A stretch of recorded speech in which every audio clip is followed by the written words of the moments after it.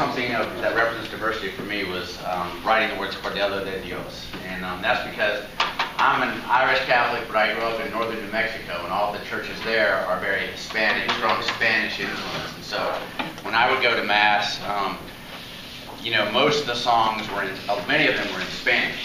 And so I grew up singing Spanish in my church, and that's what I became familiar with. And throughout life, there's just been a kind of continuity with whenever I go to other countries, I can go to a Mass in the Catholic Church and I know what's going on because it may be a totally different language, but it connects me to the people.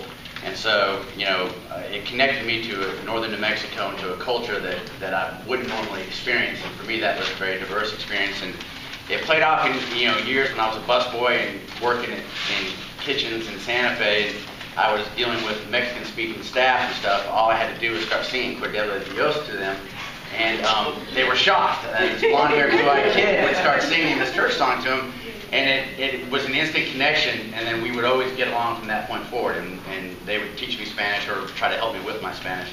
And so that, to me, was a memory that showed, or was a diverse example